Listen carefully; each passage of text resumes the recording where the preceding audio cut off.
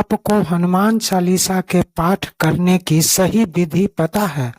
क्या आपको पता है कि कुछ विशेष विधियां और समय ऐसे हैं जब इस पाठ का फल कई गुना बढ़ जाता है? कि हनुमान जी कलयुग के जीवित देवता हैं और अपने भक्तों के सदा साथ रहते हैं।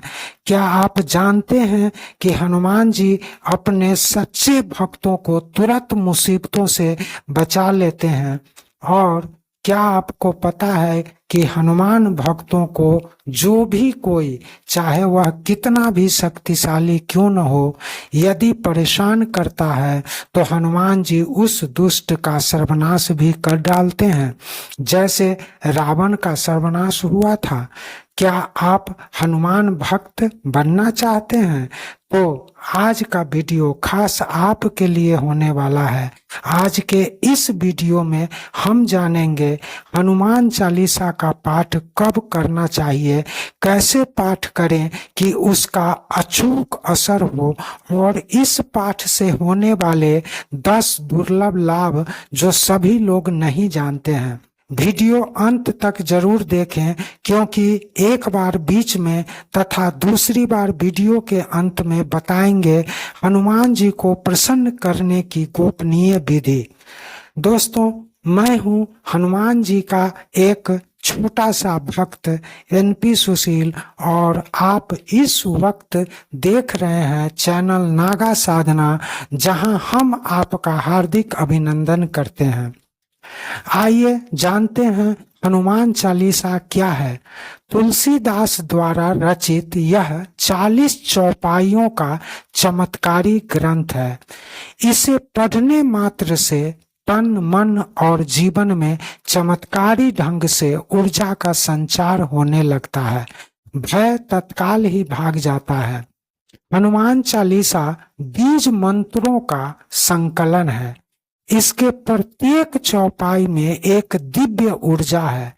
इतना तो आप समझ गए कि हनुमान चालीसा मात्र एक छोटी सी पुस्तिका नहीं, इस पुस्तिका में जीवन को बदल देने की दिव्य शक्ति है। किंतु यदि साधक सही समय और सही तरीके से इसका पाठ करे तो।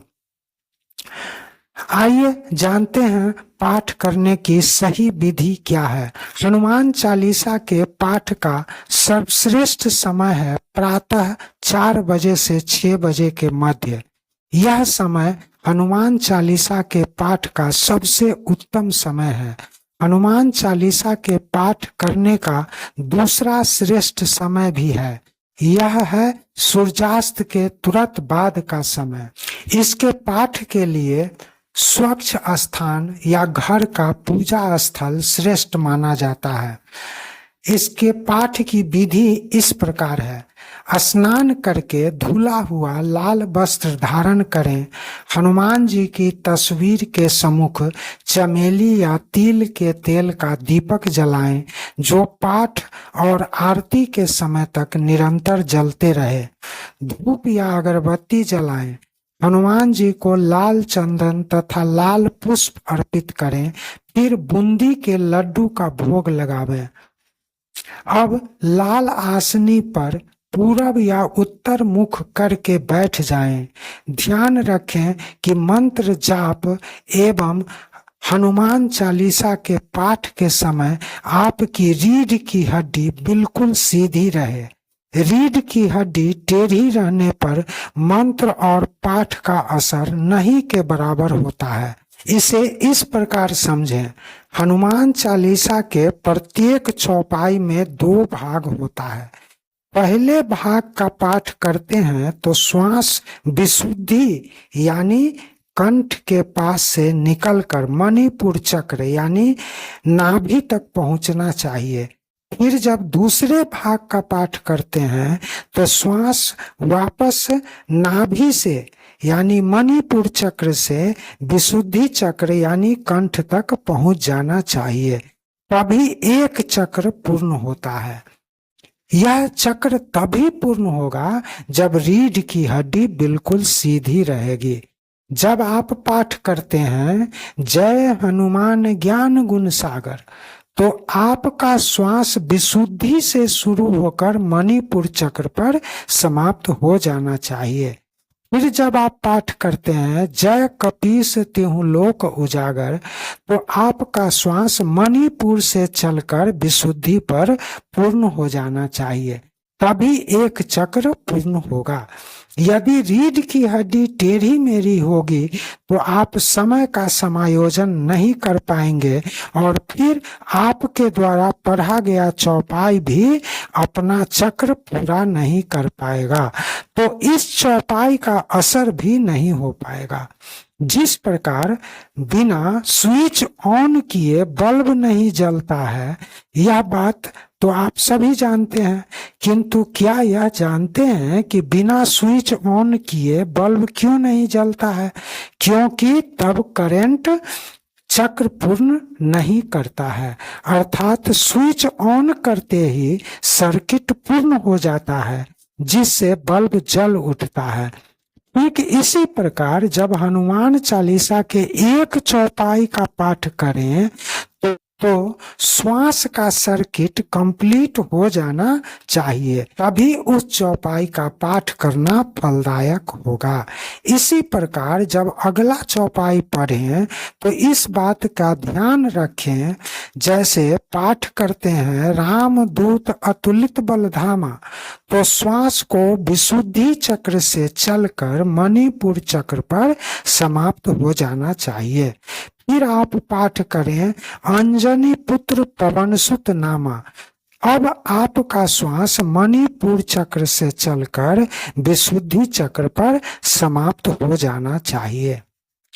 यानी इससे आप यह समझ गए होंगे कि जब हम किसी चौपाई का पाठ करते हैं तो उसके पहले भाग का पाठ करते समय हमारा श्वास विशुद्धि चक्र से चलकर मणिपुर चक्र पर समाप्त हो जाना चाहिए। जब हम उसी चौपाई का दूसरा भाग पढ़ते हैं तो हमारा श्वास मणिपुर से निकलकर विशुद्धि पर आकर पूर्ण हो जाना चाहिए, तभी इस चौपाई का असर होगा।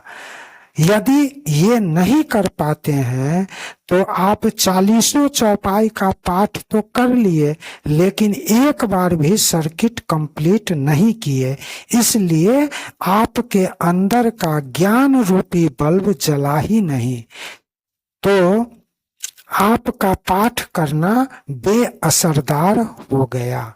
जब हनुमान चालीसा का पाठ करें तो पहले अपने मन को शांत करें, पूरा ध्यान पाठ पर लगावें, फिर हनुमान चालीसा के पुस्तक को प्रणाम करें और पुस्तक को ऊंचे जगह पर रखकर पाठ करें। पुस्तक को हाथ में लेकर पाठ नहीं करें, पाठ करने में जल्दबाजी नहीं करें, तब देखेंगे हनुमान चालीसा के पाठ का फल कितना असरदार होता है। जब व्यक्ति रात भर सोकर सुबह जगता है, उस समय उसका मन 100% पवित्र रहता है, बिल्कुल नवजात शिशु के समान। यही समय होता है ध्यान, मंत्र जाप या पूजा पाठ का, लेकिन ऐसा कितने लोग करते हैं, इसलिए उन पर पूजा पाठ या ध्यान का कोई असर नहीं पड़ता है। सनातन ग्रंथों में कहा गया है कि ब्रह्म मुहूर्त में जगकर स्नान आदि से निवृत्त होकर पहले पूजा पाठ या ध्यान कर लें, तभी किसी अन्य व्यक्ति से मिलें या बात करें या कोई अन्य कार्य करें, लेकिन ऐसा कितने लोग करते हैं, इसीलिए पूजा पाठ बेअसरदार हो जाता है। सुबह जागने के बाद आपका मन बिल्कुल सकारात्मक रहता है, यही वक्त है पूजा पाठ और ध्यान का। पूजा पाठ या ध्यान से पूर्व ना किसी से मिले, ना फोन पर ही बातें करें। सर्वप्रथम अपने प्रभु से मिले, उनसे बातें करें, तब देखिए पूजा पाठ का असर। हनुमान चालीसा पाठ शुरू करने से पहले हनुमान जी को मन में स्मरण करें, फिर 11 बार ओम हं हनुमंते नमः मंत्र का जाप भावपूर्ण कर लेना चाहिए। इसके बाद पाठ करना बहुत फलदायक होता है। पाठ के अंत में हनुमान जी का आरती अवश्य करें, फिर आचमन करें, प्रसाद ग्रहण करें, तभी कोई अन्य कार्य करें। जो व्यक्ति ब्रह्म मुहूर्त में नहीं जग सकते हैं, उनके लिए भी उपाय है। वो क्या है? तो वो जब सोकर जगते हैं उसी समय सबसे पहले स्नान आदि करके वो उसी तरह से पाठ कर लें, तभी किसी अन्य से मिलें या बात करें, तो उनको भी लगभग उसके समान ही फल मिलता है। अब जानते हैं कि हनुमान चालीसा के 10 दुर्लभ लाभ कौन कौन से होते हैं। पहला लाभ है नकारात्मक ऊर्जा का नाश होना। दूसरा है आत्मविश्वास और साहस में वृद्धि। तीसरा ग्रह बाधाओं से मुक्ति। चौथा भूत प्रेत एवं डाकनी साकनी इनका नाम सुनते ही भाग खड़े होते हैं। पांचवा मन और मस्तिष्क की शांति। छठा परीक्षा और करियर में सफलता। सातवां बुरी आदतों से छुटकारा। आठवां बुरी संगत से छुटकारा। नौवां रोग शोक एवं भय का नाश। 10वां संतान सुख की प्राप्ति। दोस्तों, अब जानिए कि पाठ के समय किन किन बातों पर ध्यान देना चाहिए। तो पाठ के समय मन को शांत एवं स्थिर रखना चाहिए। किसी भी विघ्न से दूर रहें, मोबाइल ऑफ रखें, उच्चारण स्पष्ट और भावपूर्ण करें। एक ही स्थान पर प्रतिदिन पाठ करें तो प्रभाव तेजी से होगा। पाठ के शुरू और अंत में राम या सीता राम नाम का जाप 5 बार अवश्य करें। इससे हनुमान चालीसा के पाठ का फल कई गुना बढ़ जाता है। 21 दिनों तक नियमित पाठ करने के बाद आप स्वयं महसूस करेंगे कि आपके जीवन में आश्चर्यजनक परिवर्तन हो रहा है। सप्ताह में एक दिन मंगलवार या शनिवार को यह पाठ 7 बार करने से तुरंत लाभ मिलने लगता है। अब जानते हैं हनुमान जी को प्रसन्न करने का गोपनीय तरीका।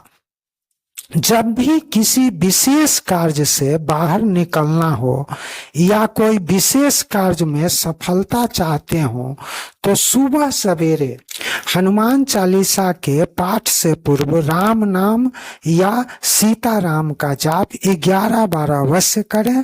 कार्य में सफलता मिलनी ही है। पाठ के बाद भावपूर्ण मुद्रा में एवं हनुमान जी पर 100% विश्वास करते हुए उनके समक्ष हाथ जोड़कर विनती करें, हे हनुमान जी, आपने जिस प्रकार प्रभु श्री राम की सेवा की, उसी प्रकार मेरी प्रार्थना स्वीकार करें। मैं जिस कार्य के लिए यह पाठ कर रहा हूँ उसे आपको सौंप रहा हूँ। आप जैसा उचित समझें करें। अब आप निश्चिंत होकर उस कार्य को करने जाएं। मन में लेश मात्र भी शंका न रखें। मान लें कि आपका कार्य हनुमान जी की कृपा से हो गया है। आप परिणाम देखकर चौंक जाएंगे।